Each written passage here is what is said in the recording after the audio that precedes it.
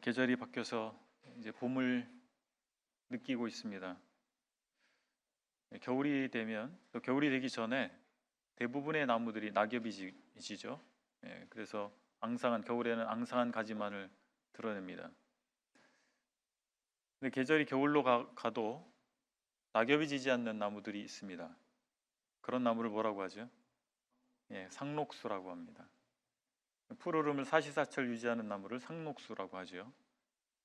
이 상록수를 보면서 사람들이 인생의 교훈을 삼는 경우도 많이 있습니다. 어쩌면 신앙 안에서도 계절의 변화가 있을 수는 있으나 그 계절의 변화에 의해서 바뀌는 신앙이 아니라 계절의 변화와 상관없이 상록수처럼 변함없는 생명성을 드러내야 할 필요가 있지 않나, 이런 생각을 갖게 됩니다. 오늘은 히브리서 강의 12번째 시간으로 히브리서 6장 9절로 12절의 말씀을 통해서 상록수 신앙에 대해서 함께 생각해 보기를 원합니다. 히브리서 말씀을 좀 펴시고요. 먼저 9절과 10절을 제가 읽겠습니다. 사랑하는 자들아, 우리가 이같이 말하나 너희에게는 이보다 더 좋은 것 곧 구원에 속한 것이 있음을 확신하노라. 하나님은 불의하지 아니하사 너희의 행위와 그의 이름을 위하여 나타낸 사랑으로 이미 성도를 섬긴 것과 이제도 섬기고 있는 것을 잊어버리지 아니하시느니라. 상록수 신학이라고 하는 제목하에 먼저 살펴보기를 원하는 것은 진정한 신앙은 지속성을 갖는다라고 하는 것입니다. 히브리서 수신자들의 지속적인 형제 사랑이 그들의 구원을 확증하도록 했습니다. 히브리서 기자는 8절까지 엄중한 경고를 하다가 이 9절에서 사랑하는 자들아 라고 전환을 합니다. 그들에 대한 낙관적 기대를 여전히 갖고 있는 이유는 그들이 하나님의 이름을 근거로 한 사랑을 나타내고 있었기 때문에 그렇습니다. 이보다 더 좋은 것을 곧 구원에 속한 것이 있음을 확신한다. 히브리서 기자가 이렇게 표현하고 있습니다. 하나님의 이름으로 하는 모든 행위, 모든 섬김의 행위를 하나님께서는 자신에게 하신 것으로 기억하십니다. 그리고 상 주시기를 원하십니다. 그 중에서 이 히브리서 기자가 말하고 있는 것은 형제 사랑을 이야기하고 있습니다. 형제 사랑을 가지고 있다라고 하는 것은, 형제 사랑을 실천한다라고 하는 것은 그 사람이 그리스도 안에 있다라고 하는 확실한 증거입니다. 하나님의 이름과 영광을 향한 진정한 사랑, 이것이 사실 성경에서 말하고 있는 형제 사랑입니다. 우리는 예수 그리스도가 아니라면 사실 상관없는 사람들일 수 있습니다. 저를 비롯해서 이 자리에 계신 형제 자매님들, 온라인으로 예배에 참여하고 계시는 형제 자매님들, 우리가 예수님이 아니라면 무슨 상관이 있는 사람들이겠습니까? 그리고 예수님이 아니라면 우리가 어떻게 목숨을 내어줄 만큼 서로를 사랑하겠습니까? 우리가 예수 그리스도 안에 있다라고 하는 이유로 처음 만나는 어떤 사람, 생면부지의 이민족을 만나도 그가 예수 그리스도 안에 있는 사람이라고 하는 것을 확인하게 됐을 때 우리는 그를 위해서 정말 형제 사랑을 나타나게 됩니다. 이처럼 꾸준한 형제 사랑은 우리가 믿음 안에 있음을 드러내는 표지입니다. 사도 요한은 요한 1서 4장에서 바로 이 사랑에 관해서 다음과 같이 교훈하고 있습니다. 요한 1서 4장 11절 12절인데요. 사랑하는 자들아, 하나님이 이같이 우리를 사랑하셨은즉 우리도 서로 사랑하는 것이 마땅하도다. 어느 때나 하나님을 본 사람이 없으되 만일 우리가 서로 사랑하면 하나님이 우리 안에 거하시고 그의 사랑이 우리 안에 온전히 이루어지느니라. 우리는 그리스도 안에서 하나님의 사랑을 받았습니다. 하나님의 사랑을 체험한 사람들입니다. 하나님의 큰 사랑이 체험이 되면 하나님이 사랑하시고 용납한 또 다른 사람에 대한 관심이 생기고 그를 사랑하게 되어 있습니다. 우리 각자는 자기를 위하는 자들이 아니라 이제 다른 사람을 위하는 사람, 하나님을 사랑하는 사람, 그리고 하나님께서 사랑하라고 말씀하신, 그리고 하나님께서 이미 용납하시고 사랑하신 우리의 이웃을, 형제요 자매를 사랑하는 사람들이 된 것입니다. 이것이 기독교 신앙의 본질이지 않습니까?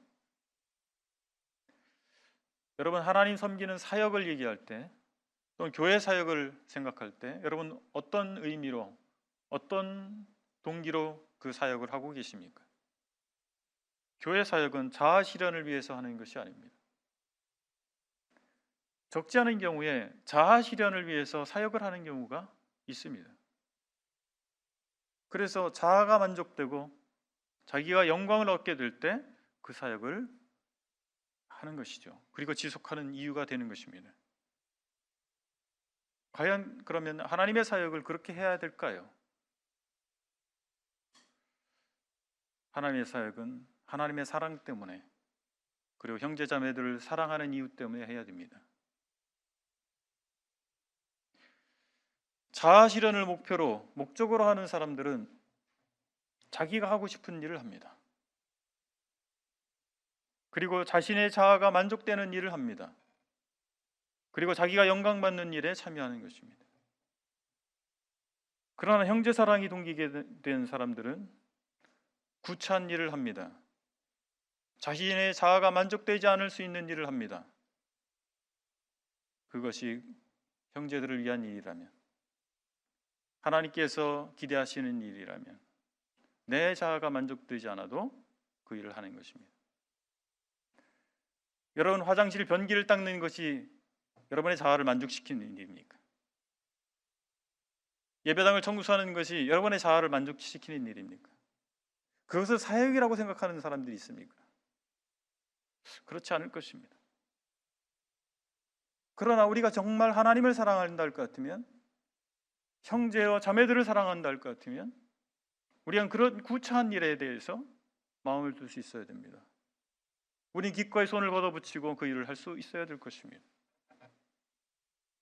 그리고 새로운 일꾼들을 위해서 내가 맡고 있었던 어떤 일에 대해서 나보다 더 뛰어나고 활기찬 활력 있는 일꾼을 위해서 그 자리를 넘겨줄 수도 있어야 될 것입니다. 많은 사람들이 자아 실현의 목적을 가지고 그 일 사역을 감당하고 있기 때문에 그것을 놓아주지 않아요. 놓치지 않습니다. 주님 나라 갈 때까지 그 일을 하려고 하는 그런 시도를 하는 이유가 무엇입니까? 그 사역의 목적이 자아 실현이기 때문에 그렇습니다. 그러나 그 목적이 하나님을 사랑하는 것이고 형제 자매를 사랑하는 이유 때문에 한다 할 것 같으면 그것을 그렇게 붙잡고 있을 이유가 없습니다. 더 뛰어난 사람들에게 물려주고 변기를 닦고 화장실을 청소하는 일을, 주방에 가서 설거지하는 일을 할 수 있을 것입니다. 또한 그 하나님의 사랑에 대한 또 형제 사랑의 실천은 일시적이지 않습니다. 여기 말씀해 보니까 사랑으로 이미 성도를 섬긴 것과 이제도 섬기고 있는 것을 잊어버리지 아니하시느니라. 그러니까 일시적인 충동으로, 일시적인 감동받아서 잠깐 하는 그런 것이 아닙니다. 하나님의 사랑이 우리에게 임했다 할 것 같으면 그것은 꾸준한 것으로 나타나게 마련입니다. 인스턴트 사랑이 아니잖아요. 요즘 세상에서는 인스턴트 음식만 유행하는 것이 아니라 사랑도 인스턴트가 많더라고요. 청춘 남녀들이 불꽃 튀기는 사고를 하고 나서 결혼을 하고 얼마 안 돼서 바로 이혼해버리는, 왜 그렇습니까? 그 일시적인 충동에 의해서 충동을 사랑으로 착각하기 때문에 그렇습니다. 그런 하나님께로부터 온 사랑은 어떤 것입니까? 그런 충동적이지만은 않습니다. 오래가는 것입니다. 꾸준한 것입니다. 오늘의 본문에서 우리가 두 번째 생각해 볼 것은 진정한 신앙은 인내하고 선을 행하게 한다라고 하는 것입니다. 11절과 12절을 보시겠습니다. 우리가 간절히 원하는 것은 너희 각 사람이 동일한 부지런함을 나타내어 끝까지 소망의 풍성함에 이르러 게으르지 아니하고 믿음과 오래 참음으로 말미암아 약속들을 기업으로 받는 자들을 본받는 자 되게 하려는 것이니라.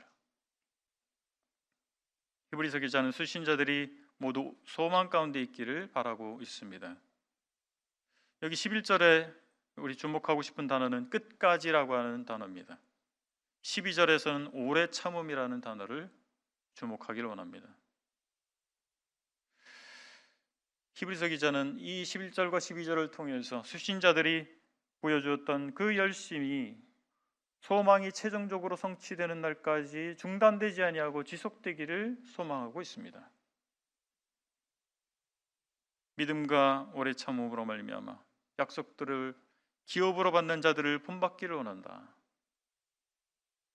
그러면 이 히브리인들이 샘플로 삼을 수 있었던 오래 참음으로 말미암아 약속들을 기업으로 받는 자들은 누구였을까요?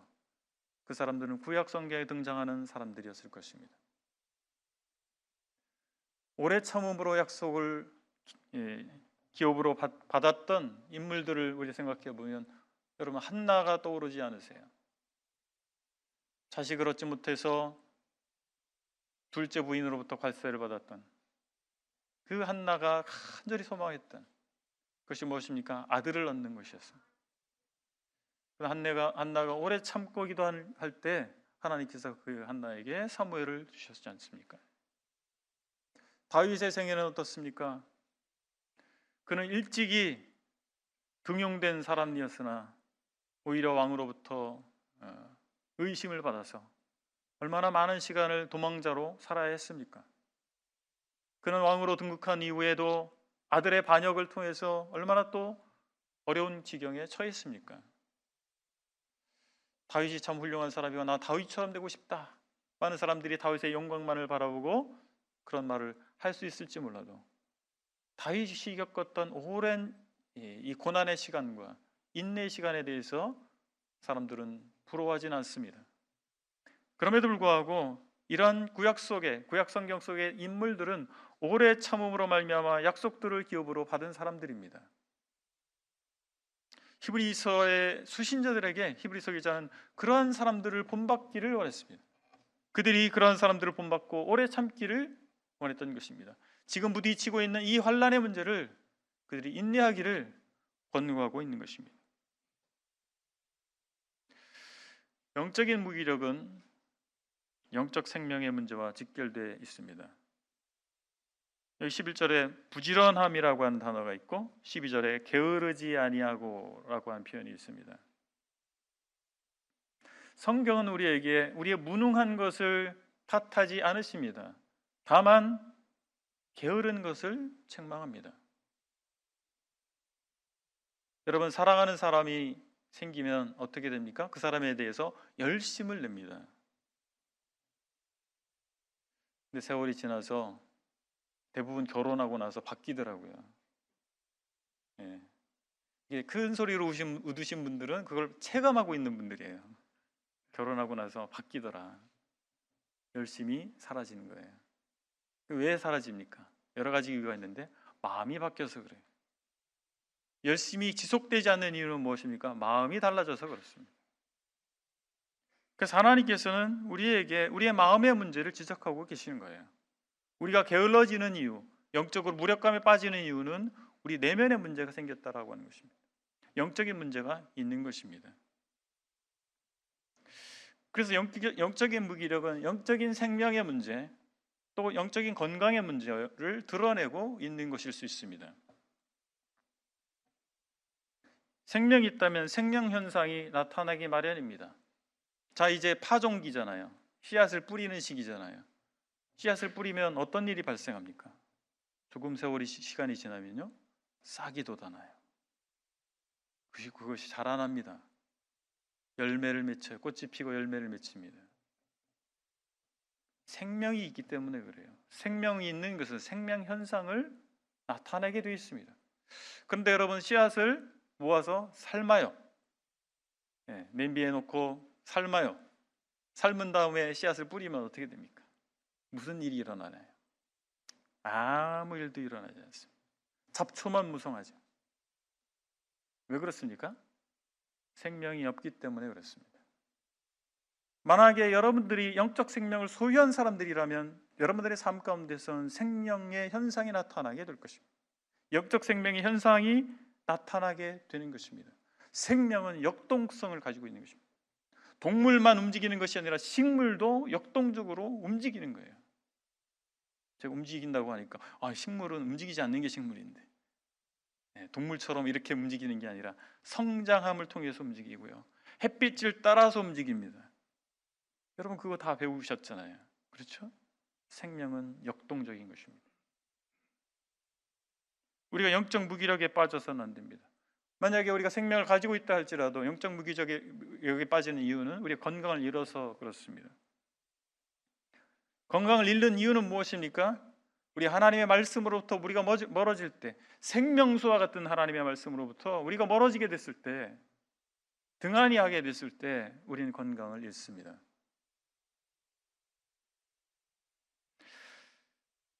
우리는 반성경적 상황에 순응하는 것은 결코 바른 신앙의 모습이 아니라고 하는 사실을 주목해야 됩니다. 여러분, 악의 평범성이라고 하는 말을 들어보셨습니까? 독일의 정치학자인 한나 아렌트라고 하는 분이 있습니다.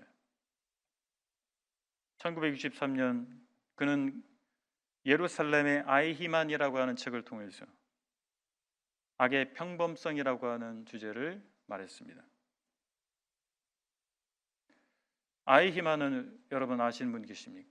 아이히만은 SS 중령이었습니다. 나치 독일의 SS라고 하는 조직이 있었는데 여기에 중령으로 일했고, 유대인들의 최종적 해결, 나치가 시행했던 600만 명의 유대인들을 학살하는 최종적 해결이라고 하는 작전의 실무 책임자였습니다. 전쟁이 독일의 패배로 끝나고 수많은 독일의 전범들이 세계 곳곳으로 숨어 피신했습니다. 아이히만은 아르헨티나에서 이름도 바꾸고 국적도 바꾸고 숨어 살고 있었습니다. 이스라엘의 모사드가 그를 찾아냈고 그를 예루살렘 법정에 세우게 됐습니다.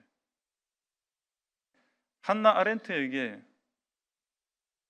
이 전범 재판을, 이 세계적 주목을 받고 있는 이 전범 재판을 취재할 것을 부탁을 언론사에서 했고, 한나 아렌트가 유대인인 그녀가 이 전범 재판에 기자로서 참석하게 됐습니다.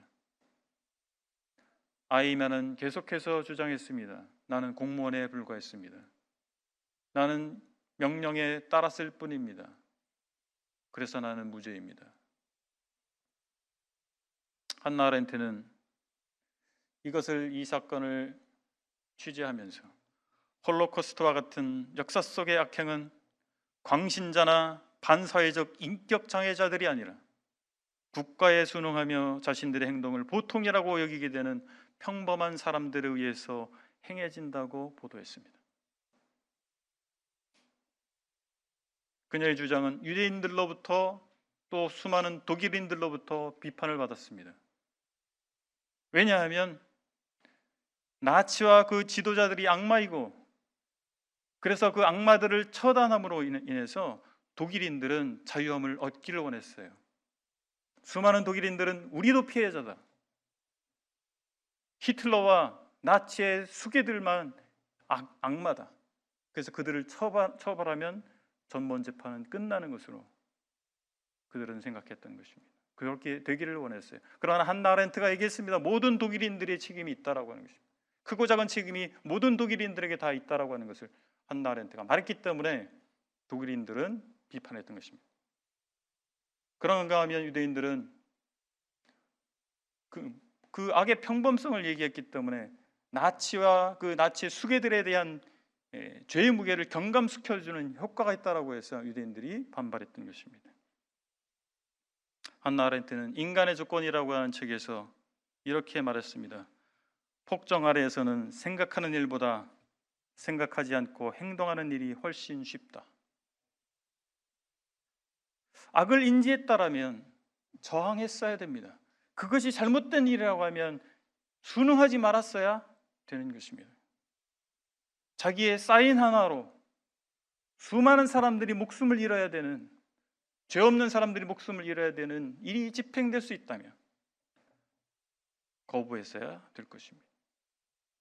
저항하지 않으면 악에 참여하는 것입니다. 우리는 순응하는 자들이 되기보다 그것이 과연 옳은 것인가, 하나님의 뜻에 하나님의 정의에 부합하는 것인가를 생각해 봐야 됩니다. 그리고 그 고찰의 결과에 따라서 우리의 행동의 방향과 유무를 결정해야 됩니다.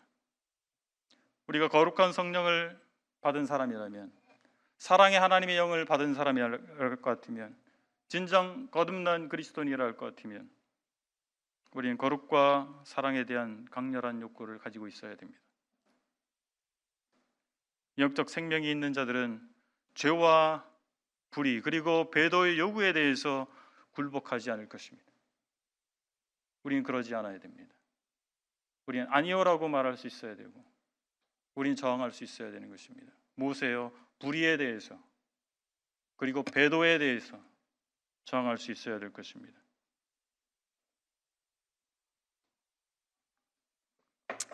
성경이 요구하는 신앙은 행동하는 것입니다. 우리 신앙은 동양 종교의 정적인 신비주의와 다른 것입니다. 기독교 신앙은 살아 역사하는 신앙입니다. 복음을 들고 나아가는 것이고, 우리의 주인 되신 그리스도를 우리 삶 가운데서 살아내는 것입니다.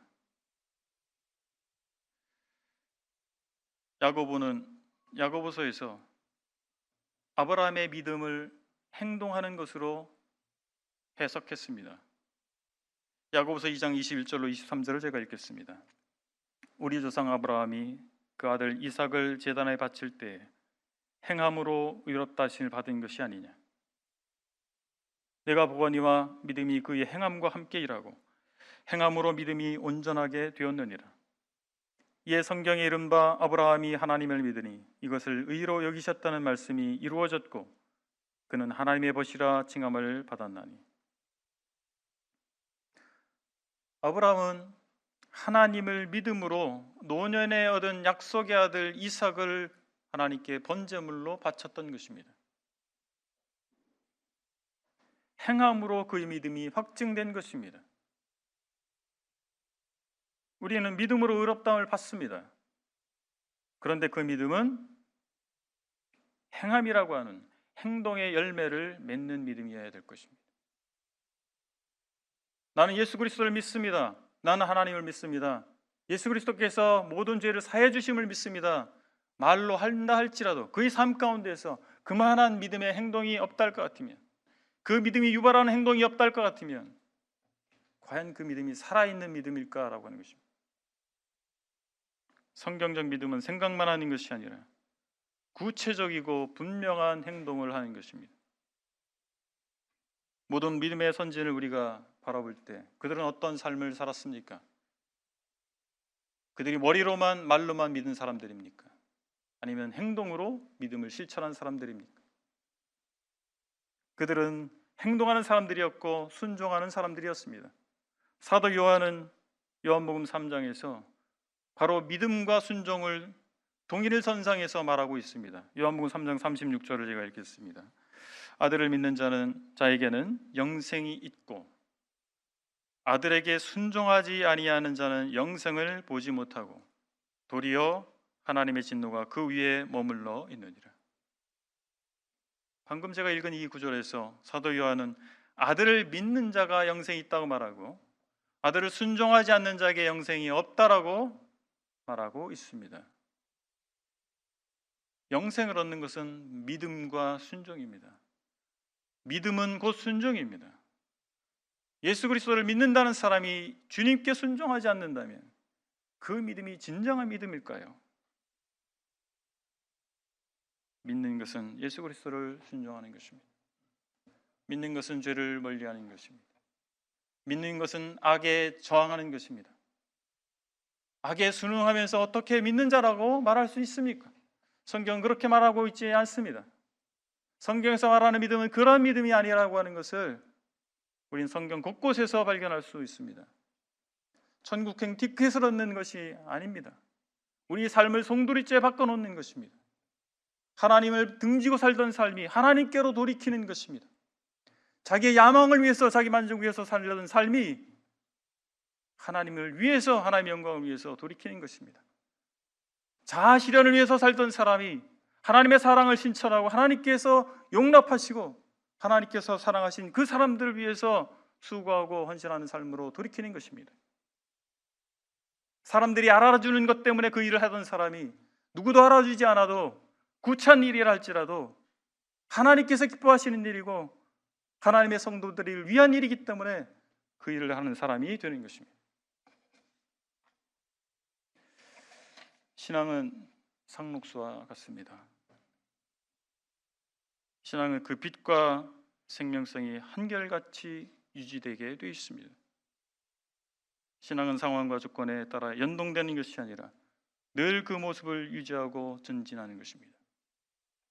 한겨울 눈보라가 몰아쳐도 그 푸르름을 유지하는 상록수처럼 우리의 신앙은 그러한 것이 되어야 됩니다. 우리에게도 눈보라가 몰아치고 비바람이 몰아치는 날이 반드시 옵니다. 눈보라가 유효가 돼서 푸르름을 유지할 수 없다 할 것 같으면, 비바람이 몰아치기 때문에 그 생명성을 유지할 수 없다 할 것 같으면 그 신앙이 정말 생명을 가지고 있는 신앙이겠습니까? 그렇지 않을 수 있습니다. 참 신앙은 견디고 행동하는 것입니다. 악과 배도 요구에 굴하지 않고 견디며 저항하는 것이 바른 신앙일 것입니다. 저항하지 않는다면 우리는 악에 참여하는 것입니다. 우리는 마주치는 고난을 이겨내야 될 것입니다. 하나님께서 우리와 함께 하신다고 약속하셨습니다. 내가 너와 함께 하겠다고 말씀하셨습니다. 두세 사람이 내 이름으로 모이는 곳에 하나님께서 함께 하시겠다고 말씀하셨습니다. 그래서 우리는 모여야 될 것이고 하나님의 이름으로 예배를 드리는 것이고 하나님 이름을 선포하는 자들이 되어야 될 것입니다. 그러면 하나님께서 우리와 함께 하실 것입니다. 우리가 저항해야 될 것입니다. 우리가 공동체성을 상실하는 방향으로 가는 것에 대해서 저항할 것이고 우리가 하나님 위해서 살고자 하는 그 삶의 길을 방해하는 것에 대해서 저항해야 될 것이고 성경에 나타난 하나님의 정의를 우리가 실천하고 순종하는 것에 대해서 방해하는 것에 대해서 우리가 정해야 될 것입니다. 하나님께서 우리와 함께 하실 것입니다. 우리는 나약한 자들이고 능력이 없는 자들입니다. 우리는 지혜가 부족한 자들입니다. 그러나 하나님께서 우리와 함께 하실 때 교회 역사 가운데 있어 일어났었던 그 기적들이, 그 부흥의 역사들이 우리 삶 가운데에도, 우리 공동체 가운데서도 이루어질 것입니다. 우리가 하나님을 믿어야 됩니다.